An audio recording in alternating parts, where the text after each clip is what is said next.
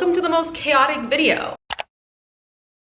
I am so excited to be talking about the 90-ish books that I read in 2025. I say 90-ish because my Goodreads says a certain number, but then my journal says a different number, but then some books aren't on Goodreads, and then other books I literally cannot find, so I don't want to talk about if I don't have a physical copy of them. We're averaging it out at 90. I have been filming this video talking about books that I read in the last year every single January since 2015. If you go all the way back to my early days on this channel, I have a 2015 books I read video, which is crazy because 10 years later, I am officially in the booktube, booktok, bookstagram community, and back then, that was just a video I did every single year, and it's turned into this, which I love so much. If there is a single soul out there that has seen that video live time and is still watching these, can you believe how long it's been? I can't. And how far we've come. 90 books this year to talk about. It's gonna be a long video, and I feel like last year's video kind of flopped because it was so long, so consider this like yes, no, maybe style. We're gonna talk really quickly about these books. I'm only going to really talk about them if I loved them or hated them, and I'm going to be referencing my journal list, trying to do it month by month. Let's get right on into it because this is going to be a long one, and if you're stumbling upon this video, please follow. I make a ton of booktube videos here, and as you'll soon see, I feel like I read a wide variety as well, so there should be a little bit of something for everyone here. Don't forget to check out my Goodreads. I'll have all of these books and more listed in links below, as well as my Bookstagram and BookTok and all of that. But let's jump right in with January of 2025 reads. I wasn't planning to talk about this, and now I'm like, talk about it.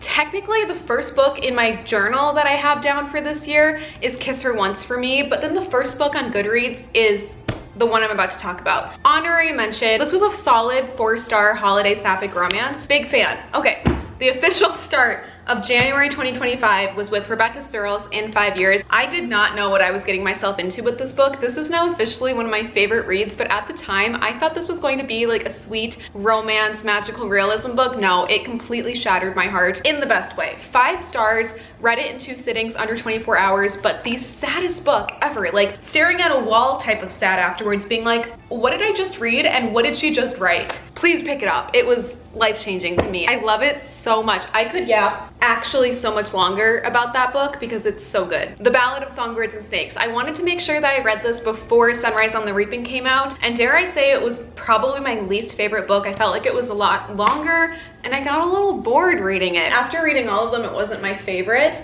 Okay, and then for Christmas last year, my best friend Bennett gave me We Used to Live Here because she read it and was like, you need to read this book. So I read it. Also, I do have shorts on. I was really hoping that this would have a solid ending. It was a fun ride, but definitely left me like wishing there was more by the end. Terrifying read though. I had to read that during the day for sure. Am I even saying yes, no, or maybe? I said like it would be yes, no, maybe style, and I'm just yapping away at all these books. Next, I read The Coworker by Frida McFadden. I struggle to remember the twists in her books if they don't stick with me like years later. This one, I can't remember the full twist. I remember like parts of it, but now I'm like, wait a second. I don't know, maybe that says something about Frida McFadden books when you read a lot of them, because I remember specific books by hers like very well, but this one gets lost in the sauce a little bit and I don't exactly remember the twist. If you're new to my book content, I have a monthly goal to read 1 memoir a month as well as 1 arc a month, but I don't think I started the arc goal quite yet in the year because that came I think in March. But you will notice there will be a memoir for just about every single month, and I highly recommend that reading goal if you like setting reading goals as well, because it really encouraged me to read more memoirs, and I'm doing it again this year, but I'm going to read more memoirs this year. The memoir for January that started off the year was Matthew Perry's Friends, Lovers, and the Big Terrible Thing. This was really sad. Oh yeah, I keep forgetting I'm doing yes, no, maybe style. Yes. That was everything that I read in January, so welcome to February 2025. Here's everything I read in February, starting off with The Lavender House. This one took me by surprise. I wasn't exactly sure what to expect. I went into it blindly. It's like a cozy queer mystery. I actually have no idea why I didn't expect what this book is about because it's literally in the title. Like, think lavender marriage if it was a house full of lavender marriages called The Lavender House, and you have all these lavender marriages in the household that create like a family, but then there's a whodunit murder mystery in the Lavender House. It was really sweet. I would say this is a maybe, leaning on yes if you like cozy mysteries. and aren't a homophobe. Next, I read Play It As It Lays by Joan Didion. I love Joan Didion so much. She is one of my favorite, not only like writers of all time, but just like significant human beings and people. She is just so brilliant and smart. This was one of her few works of fiction that I've read, but it's considered a classic and I did really want to read it. I love her nonfiction pieces. I love her personal essays. I loved reading The Year of Magical Thinking. That like still sticks with me and it's so sad but well done. And if you have gone through anything that you can relate to that first sentence in that book from or by, you'll appreciate it, I think. So I want to read all of her pieces of work. Oh, how fitting. For the Year of the Snake, I just realized I read this. This is a big symbol in it too. I also read Minneapolis Madams in February. This is the lost history of prostitution on the riverfront here in Minneapolis. I believe it's kind of by like where today's Washington Avenue is downtown. This was really, really cool, especially if you are local like to Minnesota. I feel like you would get a lot of fun local history out of this. I really liked this, but it is like a history piece. So it's gonna read a little bit like a textbook and you just have to go with it. Layla by Colleen Hoover. This was one of the last books I think by Coho that I had to read, and afterwards I was like, I don't know if I'm going to be reading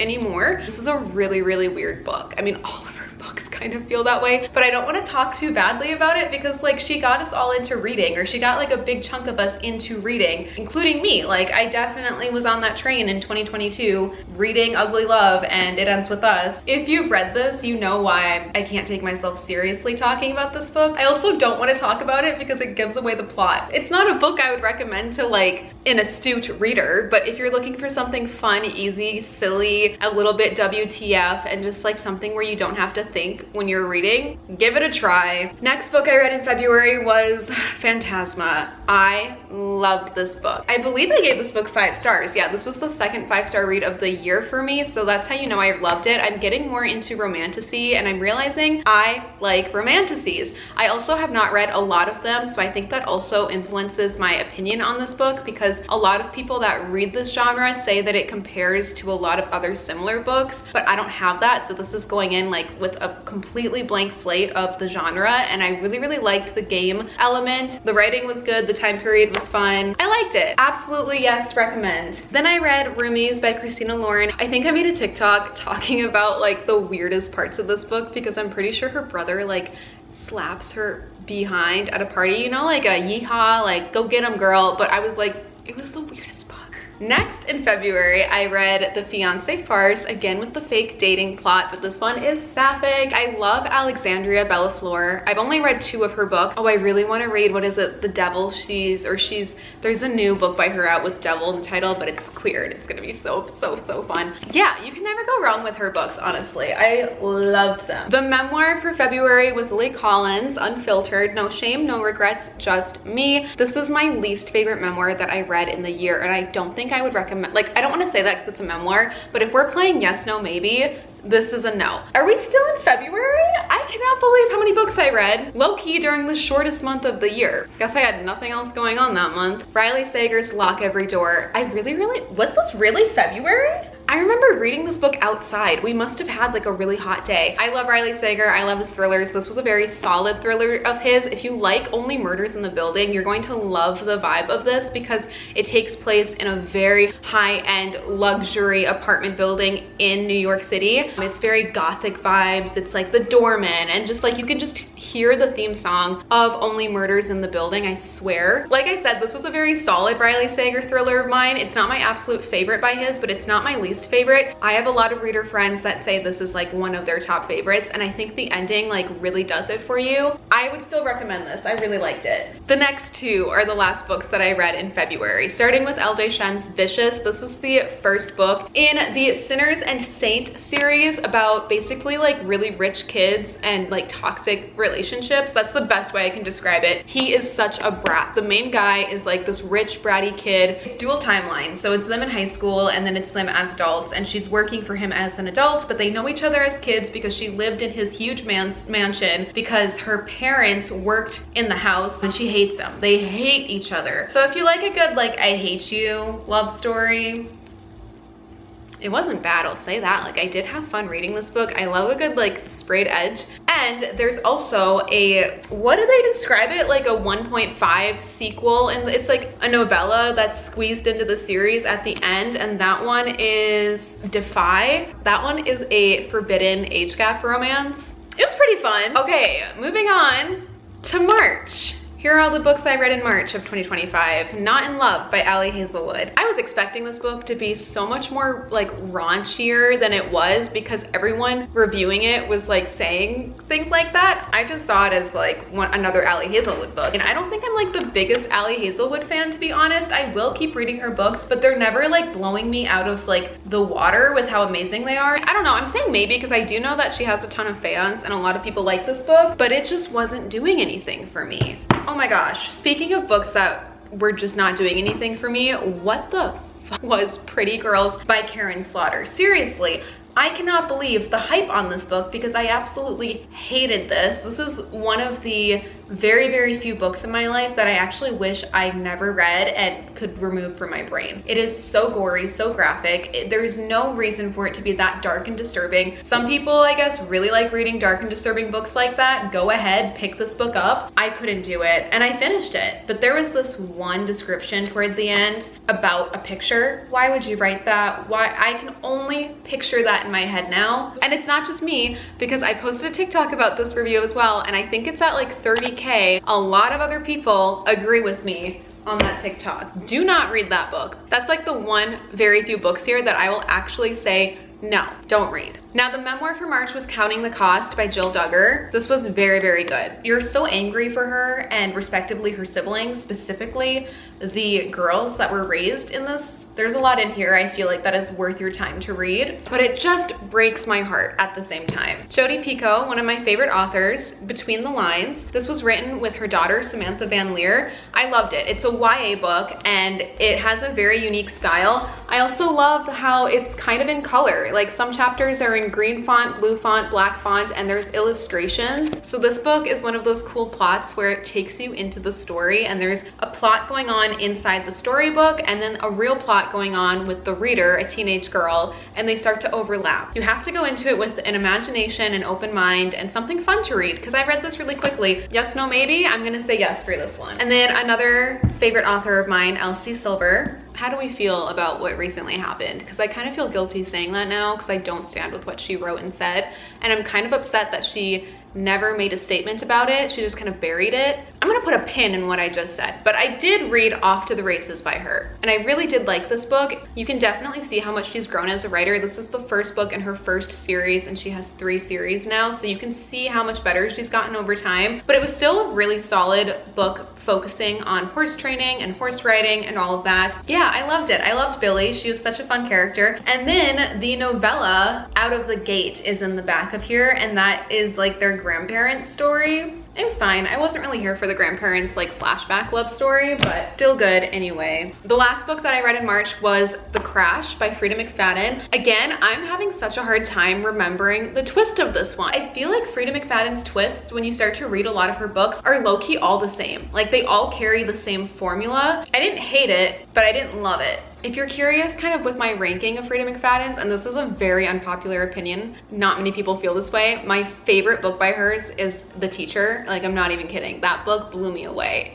Read my review on Goodreads about it because I feel like people get really like confused when I say that. The Teacher, Never Lie, and The Boyfriend. Those are my top 3, okay? So this is like kind of in the middle. Those were the books I read in March. Moving on to April. Jodi Picoult, Wish You Were Here. Oh my gosh, I feel like I say this about all of her books, but I love Jodi Picoult books so much. I love what she does with each character. I love her twists. There's always something in her books near the end that will shock you, that will surprise you. There's always a twist coming, but not in like a thriller way, and just kind of like a I don't know what to think or believe now type of way. And Wish You Were Here, I think about this book all the time, and then something even happened in my life. I don't even like, that's pencil. I like wrote out the whole thing because I had something happen that felt like this plot, and if you've read this, you'd be like, Makayla, what are you talking about? No, I don't want to give anything about this book away, but I loved it. I was hesitant to read this book since it came out because it's about the pandemic. Well, not really, but it takes place around the pandemic, and when this just came out, I felt like we were still in the pandemic days. So I was like, why would I escape to read a book about my reality? I feel like we're getting far enough away where I can read it. It is about it, but it's not too heavy about it where it will be hard to read. I don't know. Read it. That's all I can say. Absolutely yes. It's a must read. 5 stars. I love Jodi Picoult books so much. Next, I read If Cats Disappeared from the World. I read this like literally in one day. It's a very short, easy read. It's translated work. It reads kind of like a fable. It's a good like thinking book about death, but like a new perspective on death. I've also underlined a handful of things in here, like whether your death is a happy death or an unhappy death, it depends on how you've lived your life. So it makes you think about your actions and choices and how you chose to live, regardless as to when you pass, the very short life that we all live, and what you decide to fill it with and what type of person you decide to be and all of that. But I really liked it, and I want to make it a reading goal this year to read more translated work because I think it's good for me as a reader. Oh, do I even want to talk about the next book? I don't know if I do. Yeah, Sunrise on the Reaping. This is my most tabbed book for the year, I believe. I read this twice. The first time I just read it as quick as I could because it just came out. I needed to know what happened. And then the second time I went back and I annotated and I tabbed and I have like a code. Each color is for a different thing. Like I have a history lesson every time we learn something new about the games, a quote that I really loved, any reference of Katniss or any reference of Lucy Gray, whatever, it's all coded here. I can't say much about this book because I could yap about this book for hours. It's just an absolute yes, you have to read it. I cannot wait to see the movie. Obviously I sobbed my eyes out reading this, like saddest book ever. I felt like I was expecting it though, you know, like I'm not surprised that we got our hearts ripped out of our chest. Like it's the Hunger Games. I know that people are gonna die. It's just terrible, but like inevitable. God, Vanessa Hudgens is iconic for giving us something that I quote more than I probably should. Moving on, we gotta keep this video going. I think this is when I started my goal to read an arc a month as well. So the arc for April was The Amalfi Curse by Sarah Penner. This was my first book by Sarah Penner, but it took place off of the Amalfi Coast in Italy, and I was a few months shy of going to Italy for the first time, so I really wanted to read this, and it was so fun. It definitely gave like the southern coast of Italy vibes with a mystery and a dual timeline, and it kind of felt a little witchy because there's like an old curse going on with like witches basically, but then it's also modern day time as these scuba diver, almost like historians, go to study sunken ships and why there's so many of them in this specific place. What's also so special, it's for The Lost Apothecary, but they sent it with this arc. I have a book plate by Sarah Penner, so I also have The Lost Apothecary now, so I could add that to that book if I wanted. I will be reading all of her books now because I really like her style, and I like how there was so much history in here, but also like witchy and folklore and like a little bit of magic. 5 stars, highly recommend. I started working with Amazon Publishing this year, which was really exciting, and one of the first campaigns that I did with them was to promote When Stars Align. So Mindy Kaling started a Amazon like book club. You know, like Reese Witherspoon has her thing and Read with Jenna has her thing. Mindy Kaling has her thing now, and it's Mindy's book studio, and this was one of the books that we were promoting there, so I didn't want to promote it without reading it. So I of course read When Stars Align by Melissa De La Cruz, and this is like inspired, I'd say, by the early 2000s stardom Hollywood. I gave it like 3 stars though, to be honest. The memoir for April was I'm Glad My Mom Died by Jeanette McCurdy, and I loved this so much. It was such a well done memoir. It's written in personal essay style, so it's like pretty short chapters. It shouldn't feel intimidating to read at all, and honestly, it's very hard to put down. So once you start reading this, you will not want to stop reading it. This is an absolute yes. To make up for lost time, I read 2 arcs in April. I also read Courtroom Drama by Neely Two-Body Alexander, and this was a very solid arc. I really liked this. It's kind of like a love story based on the jury duty on a case, so I liked the legal part of it. I love a good courtroom drama like piece of literature. They knew each other beforehand. They're not strangers that like feeling spicy during this like court case. There's history to them, but they haven't seen each other in a long time. Low key though, like if an actual jury did some of the stuff that they did in this book, like the case would be so messed with. Do not look at this as like an example for how to behave. on a jury duty. I also read Gift from the Sea. This is by Anne Morrow Lindbergh, and this is like a very, very popular, famous, I almost want to say like modern day classic question mark. Everybody's mother and their mother has read this book, I swear. And I see this at Goodwill all the time. It kind of reminds me of like a modern day Virginia Woolf, A Room of One's Own, because it talks about how women need a room of one's own. Low key, like we need the sea. But what I really like that she did is she took different shells and kind of like wrote advice or a chapter off of them. I opened up to the chapter called Moon Shell, but I'm a shell girl. I mean, look at that. So I liked that. It was cool. It was well done. And the last book that I read in April was a nonfiction piece. It was Jennifer Finney Boylan's latest release called Cleavage. I love the cover. This is like a very iconic Hollywood picture, and it works so well for the topics in this. Jennifer Finney Boylan has done such amazing work in like the trans and LGBTQ community. This is personal essays from her life. The way that I read this, I think, is I read like a chapter a day or an essay a day just to break it up a little bit, because I'm a mood reader and I always have like probably 4 or 5 books that I'm reading at the same time. So I just read an essay or 2 a day. I would recommend this book, especially if you're trying to branch out of the genres that you're reading. Like, it doesn't hurt to push yourself to read an essay a day. I think it's actually good for us, you know? Moving on to May of 2025. The first book that I read in May was Taylor Jenkins Reid, Forever Interrupted. Oh, this is a sad plot. It's like one of those books where you read the back and you know it's sad, and then you're still like, why did I pick up this book? Like, if you feel like crying, pick it up. Next, I read Survive the Night by Riley Sager. This might be one of my least favorite by his, but it's not my, no. If I had to rank his books, Middle of the Night is at the bottom. This might be second to last place. It wasn't bad, I just enjoyed his other books more. But one of my friends really, really liked this book, and I think it was one of her first books by Riley Sager that she read, so it's all like perspective, honestly. It had a good twist, I'll give it that. I liked the ending. It's just not one of my favorites by his. And then I read Parker Lennox, The Art of Unmaking. This is an indie book that was sent to me, and it's like a sapphic love story in the early 1920s in England between like the art culture. There's also an unexpected little like mystery in here that I really liked as well. It's like a period piece. I want to make it a reading goal of mine as well to read more indie books this year. Hooked by Emily McIntyre. I want to read this whole series. Right after I bought Hooked brand new, I saw it like 4 times at Goodwill, so I'm just gonna wait. I'm gonna wait until the other books find me at thrift stores, because they will find me. The Never After series by this author is like dark-ish romances based on Disney villains, but it's not like super, super dark romances. Like, I've read a lot worse. This was fun. It's like a fun dark romance where there's still morals. The memoir for May was The Third Gilmore Girl by Kelly Bishop. I loved this. I loved learning about her life. I cannot believe that some people were upset that this memoir covered more than just Gilmore Girls. Like, I read some Goodreads reviews that were like, why is it called The Third Gilmore Girl if only a chapter or 2 is about Gilmore Girls? Because it was like a chapter of her long, successful life. And also, like, she deserves the title. She is not the third Gilmore Girl. She's the first, period.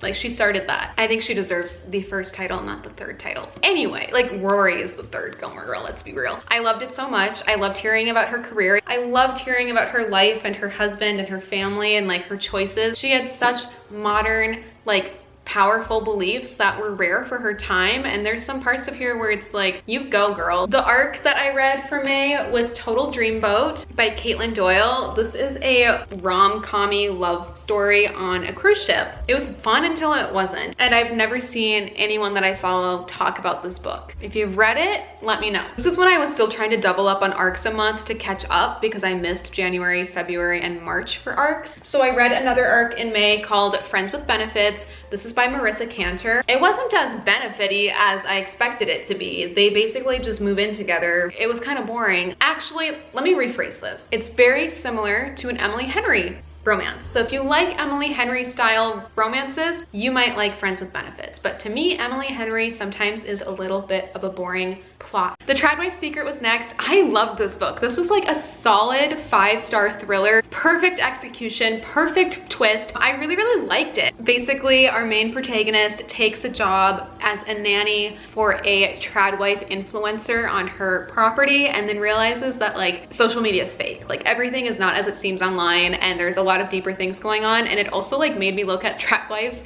in our reality differently, but it was good. I really liked the twist in here. It got me, and I don't know why, because like reading it back or thinking about it, I'm like, oh, she gave us like a really big clue as to that being this. It was good. Highly recommend. If you like Freida McFadden thrillers but are looking for something with a different twist and like a different element, highly recommend. A Photo Finish by Elsie Silver. This is one of my favorites. The second book in her series always does it for me. Wild Eyes, Heartless, A Photo Finish, give it to me. Like, eat this up. Oh my god, this like makes me miss a man that doesn't exist. Like, thinking about the men in these second books of these series, I don't know, they're just so good. There's something in this that, I mean, it's in the title, like photo. The photo, you know? Some people don't like that of this book, but I think because of what I've done for so long, like because I did have like a pretty public, I don't know, if you're just finding my channel, this might be shocking, but if you look on my actual YouTube page, you're gonna be like, oh, girlie's been doing it for a while. I have had an OnlyFans for like 5 years. So I think I liked that representation here. There's a lot of misrepresentation with that platform and like that industry. And I feel like this like shed some positive light on it. 5 stars. June books. We've made it to June. The arc of June was Hotter in the Hamptons by Tinks. I feel like I was one of the few that had no idea, like, sorry Tinks, I don't think you're ever gonna see this. I didn't know who she was when I got this arc from Bloom. So I didn't know her platform, I didn't know her podcast, I didn't know if she has controversies or cancellations. I didn't know any of that. So I went into this being like, wait, I actually love this book. Did she have a ghostwriter? I think so. When I read this, I didn't know that. This is a really fun, summery, sapphic romance, enemies to lovers style. A lot of people in the community did not like this because our main girl has a boyfriend, falls for a woman for the first time in the Hamptons, and is like, what's going on? I'm straight. And everyone's like, this is so bad because this is a blah, blah, blah, blah, blah. No, like, I think it's normal for someone that thought they identified one way to still think and like not to fully catch up yet if their body or brain or whatever is giving them emotions towards something, but they're like, wait a second, I'm this way, because the brain is like the last thing to catch up. I think it's totally normal to be confused like that, and I think it's part of like the actual coming out process too, where you're like, why do I feel this way? Because that's not me. But then you get to a point where you realize that is you. I think that's done really well here. Like, some of y'all maybe have been out for so long you forget that like there is a process of like denial and acceptance for some in the beginning, and this highlights that. Like, it does a really good job, I think, at growing into that acceptance and like figuring out who you are. I liked it. It was fun. You don't have many books like this. Like, we need more like that. I also read a collection of poetry. I found this at a used bookstore, I think for like literally $1, but the reason I got it, any people from my alma mater here, I don't think there's many of you, but if anyone that graduated with me is watching, you know very well what I'm about to say. Tom Haig was one of the teachers at my alma mater, and he's also an author. He wrote Peef. I was just having this conversation with a friend talking about how nobody knows what Peef was, but to us, we all knew. We all got read to by the author at school because he was a teacher at our school. So I thought it is like this massive book. I swear to God, like, it was such a popular book in the 90s, but everyone I've asked since, where I've been like, oh, did you read Peef growing up? They'd be like, no, what is that? So I actually have no idea how big of a deal it is, because to me it was like a very popular book. Anyway, he wrote poetry, and the reason I bought this is not only because I recognized a book that one of my teachers from my alma mater wrote. Also, I went to one of those schools where I was in the same building from preschool to 12th grade. So I was in this big bubble for 14 years of my life. So it's not like a teacher that I saw for 4 years. No, like, he was teaching at that school from 1999 when I started to 2014 when I graduated. He's been there longer than that. Anyway, it's also a signed copy. So it was kind of special to me, and I wanted to like support his book. I saw it out in the wild. It was really, really sweet. Also, it's cool. To Nourish Any Flower, the poem of the title of this collection, he says, this poem inspired by my students. I wasn't born yet when this was published, so it wasn't me, but I still feel like that I'm in there. I'm like, I'm his student, so that was cool. Oh, we're moving into Italy books. Books that I read when I went to Italy. Thinking of Italy is such a bittersweet memory now, because it was like literally the best 30th birthday of my life, and now I look back on it as being like a hard memory. Like, it was supposed to be this big, monumental, exciting, can't believe I get to celebrate my 20s and start my 30s here with the love of my life, and now I look back on it, I'm gonna cry. And I like can't even allow myself to think about it. And I don't want to live my whole life remembering my 30th birthday as being like literally awful. Why did I do this to myself? Because now I'm crying. Oh my God. The first book that I read in Italy was when we were in Ischia, and it was Kristen Hanna's Summer Island, because we were staying on a summer island. So it was very, very immersive. It just had all the vibes. Okay, we're gonna rapid fire this because I don't want to think about it too much. Home Before Dark, I finished this in Venice, Italy, and this is one of my favorite Riley Sager books. If you liked The Haunting of Hill House on Netflix, you're going to love this plot. This is so, so close to being my favorite Riley Sager book. At the time when I read this, it was my favorite. Very soon you're going to see another book by his that I read that has taken first place. The twist in this one, so good. I also finished The House in the Pines in Venice. One of the worst thrillers I have ever read. I predicted the entire plot from the first chapter, from literally probably the back of the book even. Absolutely hated this book. Oh, I forgot I was doing yes, no, maybe. Sorry, this is the worst yes, no, maybe video you've ever watched. No. Memoir for June that I read on the flights back from Italy to the US. I Didn't Come Here to Make Friends by Courtney Robertson. She is one of the most well-known, iconic villains in the Bachelor Nation community or whatever. I feel like her NDA either expired or it was a lot looser than some of the newer ones. She spilled so much tea in this book. Like, if you want the gossip, if you want what actually happened on her season, if you want how the guys treated her like for real, read this book. I also had no idea of like her celebrity dating history. I love how literally she just like told everybody's business. It was a good memoir. Moving on to July, I read Alison Bechdel's Fun Home. This was actually the second time that I read this. It is done in a graphic novel style, but it's about family and grief and sexuality, identity. So there's some harder, heavier topics in this, but because it's a graphic novel style and there's still so much dark humor present, it doesn't feel as dark. I'm so glad that I reread this on my own because the first time I read this was for class. I don't think I got anything out of it when I was reading it under the pretense of homework. Reading it on my own, I got everything out of it. So I'm really glad I gave it a second chance. And if you have read it before and didn't get a lot out of it, I'm going to encourage you to try again, because yes, no, maybe, this is a yes. Lucky by Marissa Stapley. I really like this book. It's fun. It reminded me of Taylor Jenkins Reid, but like with a little bit more of like a Lifetime movie like element, because the whole plot is like she is a fugitive running from the law, but she has this winning lottery ticket. Oh, and her name is Lucky. Like, she's the luckiest girl in the world. Her dad's always called her that. Like, she is just lucky, lucky, lucky, lucky, always so lucky. The whole plot is her figuring out how can I cash in this lottery ticket without identifying myself, because everyone in the country is basically looking for me right now and I'm running from the cops. It's a fun summer outdoor beach pool read. Yes, read this. Rebecca Searle's The Dinner List. So I love Rebecca Searle. She is one of my favorite authors. I loved One Italian Summer in 5 years. The Dinner List is my least favorite of her books. It just did not hit the same. It had the same magical realism. It had the same like sad-ish plot. It had the same like tone, writing, everything, but I didn't connect with it. The plot was really unique and intriguing because it's like 5 people, dead or alive or whatever. Who do you want to have your 30th birthday dinner with? She turns 30, which I felt like I want to read this book because I just turned 30, but it just didn't leave me with the same feeling as her other books did, unfortunately. Next, I read Animal Farm. This is one of those few classics where I'm surprised that I had escaped not reading it until the age that I am now, because it's one of those books that I feel like everyone at some point in their lives like had to read for school or just had read, because it's so short and easy. I read this in like an afternoon outside. It's described as being a fairy tale for adults. Fairy tale is a light word. I get it because it's like on a farm. So scary though. If you really, really think about what's happening, it's so scary. And at the end, the final line in the book, like jaw drop, I was like, oh my God, like I wish I was sitting in an English class right now to discuss that, because I'm terrified and it was so well done. Let's not forget, George Orwell wrote this almost 100 years ago and it is still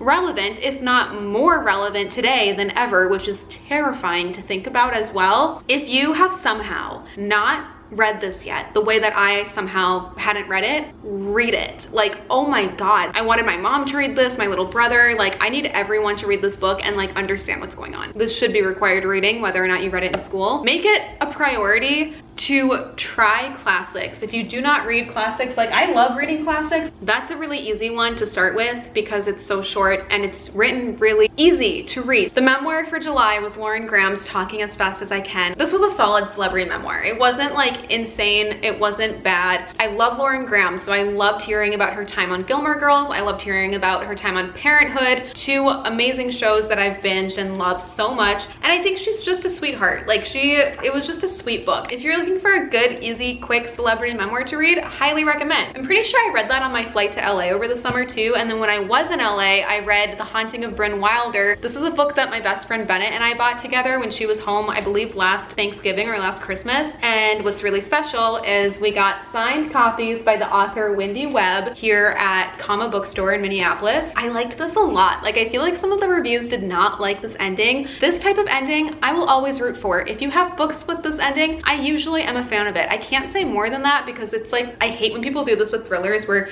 they'll talk about one thriller and then be like, oh, but I didn't like it because it was the exact same as this book. And like, if you've read that book, it gives it away. Verity, for example, like I was consuming content for a different thriller and they said, I didn't like this book because it had the same plot as Verity. So now I'm like, crap, I can't read this thriller because you just told me the twist. So I'm not gonna do that. If you've read it, this ending I like. Like I love this type of ending and there's been other thrillers with similar endings and I'm always a fan of it. I always relate to it. I always feel like hopeful a little bit where I'm like, oh my God, that's really sweet. Oh wait, there's a bookmark I'm using this bookmark. Oh, the other thing is that book takes place off of Lake Superior. So I liked that element too because I love going up to Lake Superior and it just felt homey. I think her books all take place in Minnesota because she's a Minnesota author, so I love that. The arc for July was Cash by Jessica Peterson. This is the first book in the Rebel Blue, in the Lucky River Ranch series. Molly is a city girl and what's his name? Cash, duh. And Cash is a country boy. She has to move to her family's ranch in order to inherit it. She's got the city attitude and he's annoyed by her. It's like every single plot ever where a city girl stays in a country setting and then realizes that she's got roots and she's grounded. Everything that the country boy assumed about her was wrong and they fall in love. I'm not going to go out of my way, I think, to buy the next books in this series, but if they find me, I'll read them. The Chestnut Springs, like nothing can compare to that. And because I read that first, it's hard because every other book will compare to that, unfortunately, but I do like that book. And then I discovered a new auto buy, amazing, brilliant, wonderful, 5-star, automatic 5-star author of mine, Abby Jimenez. We all know her, we all love her, and because I'm in Minnesota, all of my Abby books are signed. So easy to get signed books by her when you live in Minnesota. This was my first book that I read by Abby and I loved it. I wish I could talk more about it, but it's gonna make me sad now because when I did read this, I was like, it reminds me of me and my partner for all these reasons, and now I still kind of carry that weight with this book. This is the first book in a standalone trilogy, so you need to start here. You don't have to, but you need to, according to me. And I think the next two books are even better. So like, I want you to read this first so you can be like, yeah, that was good. And then know that it gets better and better and better. I loved it. I loved it. That's all I can say. I could talk for so long about that book, so I have to force myself to keep going. But that is an amazing book that I would recommend. The next book that I read was Riley Sager's The Only One Left. This is my favorite Riley Sager book. I know I'm in like the popular opinion here because so many people love this book, but it was just Riley Sager at his best. Like the twist, oh my God, it was just so good. I could not put this book down. I read this so fast. I wish I could read it again for the first time. I love the vibes, the gothic like house on a cliff vibe.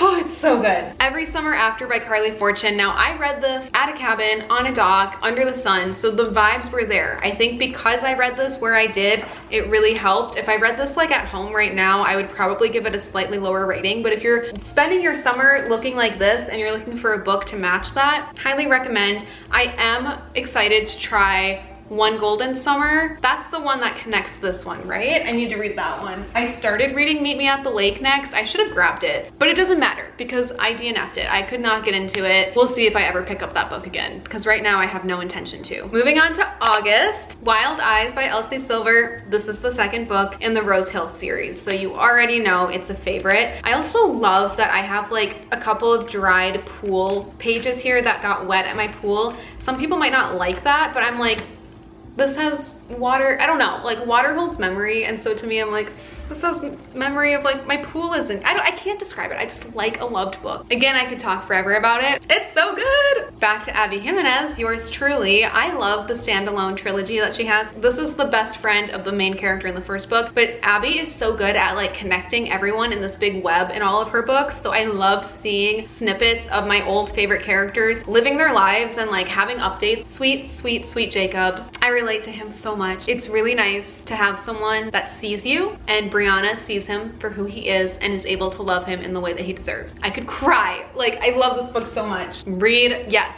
Oh my God, I always forget. I mean, you can tell based on how I'm talking about a book if it's a yes, no, maybe, and those were yeses. The next one is also a yes, Wild Side. This is the third book in the Rose Hill series by Elsie Silver. He is a professional wrestler. He wears a mask. Enemies to lovers. It's fun. 5 stars. And then I read Just for the Summer, and I could talk about this book for days as well. I loved it so much. It did such a great job at tying the first 2 books together. I loved how, I can't spoil it, but I just loved how this weaved with every single character, and this deals with, I feel like, the darkest or heaviest plots than the first 2 or of the 3, and so I felt it more. I cried reading this. I carried a lot of the same emotions, I guess, and guilt and sadness that some of these characters carry, to be super vague. What I love about Abby's books too is they all take place in Minnesota, so like real, and because she's from here, everything is accurate. Like even like the driving distance between towns and things, everything is so accurate. There's even a line in here where they talk about my favorite restaurant, and it's so local. Like, it's so funny because they're like, oh, I really want Punch pizza, or I miss Punch, and I'm like, girl, I'm literally gonna go to Punch tonight. I loved it. It feels so real living here. 1 billion stars, infinity stars. I love this book so much. I wish I could read this book again for the first time over and over and over again, and I need to go back and read her other books, but the first 3 are amazing. If you have not read this book yet, like, pick it up. I mean, start with Part of Your World. Also, I'm just gonna show you again because I'm so excited. It's a signed copy. So special to me. The arc for August was Secrets of the Blue Hand Girls, and this gave me like Pretty Little Liars vibes. This is YA, it's a YA mystery. These girls are getting anonymous letters and it's telling them to do things, and there's a mystery. It was good until it wasn't. And then the memoir for August was God Bless This Mess by Hannah Brown, another Bachelor Nation alum that I wanted to get her perspective on tea on. Here's the thing, it's in the title, so I should have known. Very, very heavy on the God, not a lot of Bachelor. If you want the Bachelor tea, go to the end. There's like a chapter on it. You do get answers to Peter and Tyler and everything going on, so it is worth it. I actually have no idea when I read this next book. I think it might have been September. I think we're moving on to September. The reason I don't know when I read this book is because I forgot to add it to my journal, but I know I read this. I just don't know when. This is an arc by Maggie Smith. It's called A Suit or a Suitcase. It comes out in March of 2026, so it's not out yet. This is a short but sweet collection of poetry. I love poetry. It was actually my college like capstone thesis, so I do have a heavy academic background with it, and because of that, I've read a lot of poetry collections, and I love them. I get something out of every single one I've read, and I got something out of this one as well. I tabbed my favorite poem in here if anyone is curious. It's the time-stamped poem by hers. I really liked it. Kristen Hanna's Distant Shores. If you like Kristen Hanna, give it a go. This is one of her older ones. It's not one of her best in my opinion, but it did get better. There's something revealed at the end that made me like it more. I did a really stupid thing reading this because I was going through some personal struggles reading, like with my life at the time that I was reading this, that kind of paralleled with one of the characters. And I remember telling myself, okay, whatever she decides to do, I'm gonna do. And then I got to like the end with the reveal and the twist, and then I was like, like, what do I do now? That's all I can say. Another classic that I read this year was The Handmaid's Tale. Another one that I could yap your ear off for hours screaming at you, telling you to read this because it was so, so good and terrifying. One of the reviews on Goodreads that I always think about is someone saying like, she didn't write this as a handbook, it was supposed to be a warning. And again, she wrote this decades ago. Why does it feel so relevant today? That's the scary part. So we started watching The Handmaid's Tale, and then immediately I was like, I need to read the book. So I read this book as I was watching season 1. So much of the script on the show is exactly quoting the book, so I really, really appreciated that. I found this at the bins though, so I'm hoping I can find the sequel at the bins or thrifted eventually. If You Come Softly by Jacqueline Woodson. This was written, I believe, in the 90s. Beautiful book. I cried. Very important. The author has won a lot of literary awards. It's a good book, like easy to read. I read it very, very quickly as well. The arc for September was Catch Your Death. I think this was also a YA thriller about like a snowstorm, being stuck in a house, a whodunit. It was good, but the twist, I hate when thrillers do that. I can't say more because I'm gonna spoil it. So I'm gonna say no. Yes, no, maybe. No for that one. One of my favorite books, The 7 Year Slip, 5 stars, sobbed like a baby. This book found me at the exact right time I needed it, and I can't talk more about it or I will cry. And I have a full review of this book up, short form, long form, here, other platforms. If you want more, where I talk about my personal life and why this affected me so much, you can look at that video. But all I can say here is absolutely yes. And I hope that this book finds you at the exact time that you also need it to find you. Because that was my experience and it made all the difference. Am I out of order here? Oh, I went out of order. Does it matter to anybody else but me that I went out of order? Crap. Okay, After Distant Shores. The memoir for September was Sherry Frankie's The House of My Mother. This might be one of my favorite memoirs for the year. It was so well done. She shares so much detail that I just had not heard of until I read her book with the case and her family. I don't want to say that I'm looking forward to more memoirs like hers coming out because that has such a weird, like, what do you mean attached to it? But this will not be the last memoir, I think, from a YouTube family vlogger's child coming out saying how awful it was growing up and like actually sharing details. You gotta read it. The Girl and the Goddess. This is a collection of poetry by Nikita Gill. I absolutely loved it. Even though it's poetry, it reads like a novel, like a story. And I know poems like tell a story, but sometimes a collection of poetry, the order is important, but they can be consumed individually. This one, it reads like an entire plot of an entire book. Like you forget you're reading poems sometimes because it all is her story. And there's so many beautiful illustrations too that take up pages. I really, really loved it. If you are looking to get into poetry, try Nikita Gill because this was my first work of hers and definitely will not be my last. Then I read Soul of a Witch by Harley LaRue. This is the third book in her Soul Souls trilogy. I liked it. It's fun vibes, but nothing I think will compare to the feeling of the first book. I love, and that I think is common with series. The first book is just always the best. If you like dark romances, that's like a demon romance. It's fun, it's spicy, it kind of reminds me of like Twilight and stuff like that. So it's really fun for the vibes October time. Emily Adrian's Seduction Theory. This was a very unique book. I had not read a book in this style ever, I feel like, because you're reading her thesis. So it's a college student's thesis on having an affair with her professor. Because of that, you can't tell what is actually true and what she's writing. If you've ever seen that Netflix movie with Jenna Ortega where she's like kind of having this thing with her teacher, it's basically that plot with this, except you can't tell what's real and what's fictionalized for her thesis. I think some of the reviews did a really good job at summarizing how you either get it or you don't. And I just don't think I got it because some people were like, amazing, 5 stars. I don't know, I might have missed the mark there. And then I read Body Grammar. I loved this book. This is such a beautiful coming of age story about a young queer girl that graduates high school and then immediately gets, unfortunately, a taste of loss and grief and like grows up very quickly that summer in between high school and her life. Because she doesn't go to college, she starts modeling. So you follow her in the modeling industry as she's becoming herself and discovering her sexuality and who she loves and wants to be with. You're also dealing with family and grief and the thing that happens over the summer that really like sticks with you, because when you see something or experience something like that at 18, it affects you. It was beautifully written. It's from Vintage Books and I love that publisher. You know it's gonna be good when it's published by Vintage. It reads like a modern classic. Like that's why I love Vintage Books. The rest of the year I don't have split into months because it was all blurred.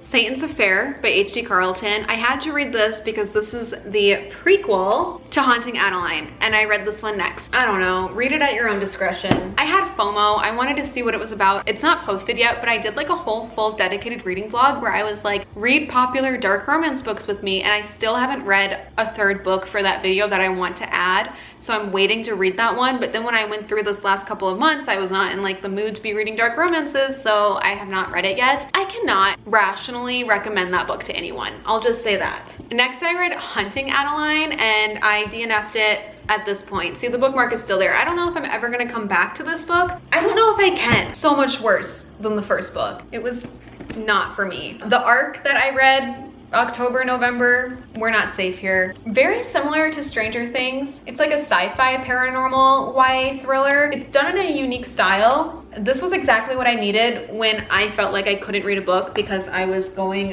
through it. It's a maybe. The Honey Witch by Sydney J. Shields. I loved this book so much. The most beautiful, coziest, queer fantasy romance ever. Not really fantasy, it's just she's a honey witch, and it's in the early 1800s. She just heals people with honey and spells and like works with the bees with her magic, and then she's cursed to never fall in love. It reminds me of like Halloween Town with the whole like grandma telling you you're a witch type of vibe and like wanting to learn how to be a witch from grandma. It has that grandmother granddaughter dynamic that is very special that I loved. Very sweet book. I gave that book 5 stars. I loved it so much. The Tenant by Frida McFadden. I liked this one of hers, but this is when I think her twists started to all be the same. Same twist, different names. So it makes it easier to predict, and it makes it less shocking when you get to the twist. If that was my first book that I'd ever read by her, I would be like, this is amazing. But when you read all of them, it just unfortunately gets repetitive. I read Bad Girls Don't Die. This is a YA, maybe like middle grade scary book. If I read this at like age 12, I think I would be terrified. It follows 2 sisters, and one of them gets possessed by one of her dolls. But because it's for kids, like obviously I'm not gonna be completely terrified from it. I know that I would be scared of it if I read it for its targeted audience. It was really fun to read in October though. And then Bennett sent me The Housemaid, and she was like, you need to read this before December because we're seeing the movie. A few days after she sent me the book, I got an email from Lionsgate saying, hey, do you want to come out to LA and see the movie early at the screening? And it felt so divine because I was like, Bennett, you literally just sent me this book. What do you mean? Like the universe is showing me all these signs. Get to LA. I had 3 days. Like I got the email, and then 3 days later I was in LA. So it worked out perfectly. I read this on the flight to LA. I understand why this is her most popular book because I think it is the most well done. Like the writing, everything. I know that it's with a different publisher. This is with Grand Central, and the rest of her books are Poison Press or Poison Pen. I don't know if her editors are just different with this book or what, but you can just tell that the writing is fantastic. It's so good, it's so good, it's so good. And the movie was really fun too. So if you haven't seen the movie yet, highly recommend. Also check out my vlog because I should have just posted it before this video of my time in LA to see the movie screening. It was fun. It was a really fun trip. Can't believe that happened. One of the biggest like milestone moments I think of 2025 for sure.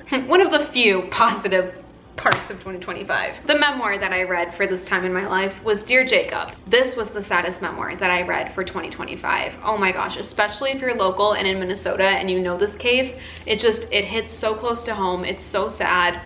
It's hard. It's a really hard book to read. Oh, I always forget to mention this when I'm holding this book. So it's written by his mom. It's by his mother, Patty Wetterling, and her friend, Joy Baker, who I believe helped solve the case. I went to their book signing, and they signed it. This is a solved case now, and it takes you through literally from the night that he went missing up to like present day. So glad this book exists. Is it so sad? Yes, but it was a really good book. And then you can see that I went into a very different part of my healing process with the breakup. I started going back to my roots a little bit. I used to read a ton of spiritual books. I just hit a point where I was thinking like, the last time I was at a low, the last time I was feeling this way, what did I read?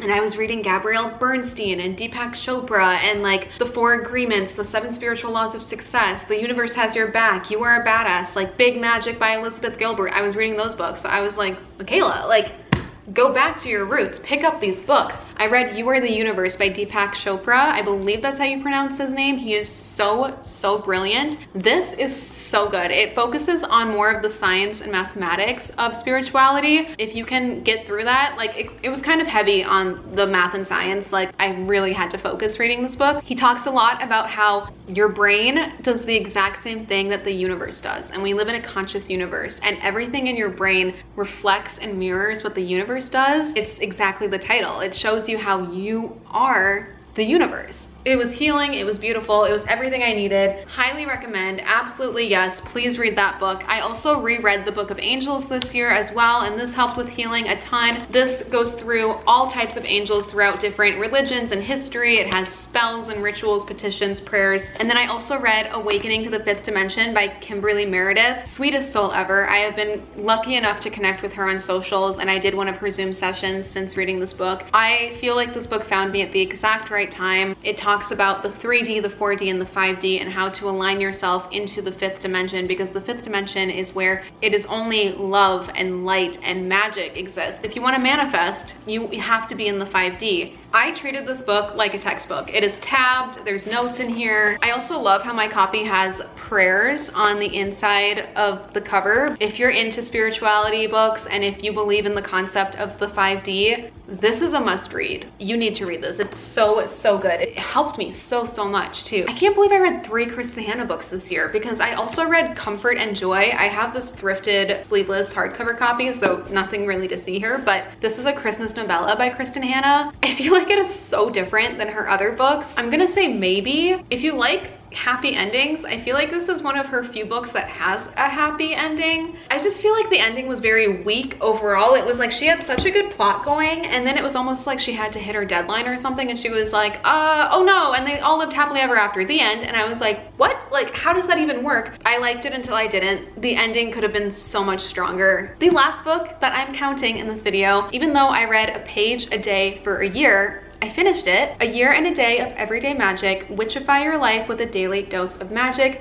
This is a daily book for the year.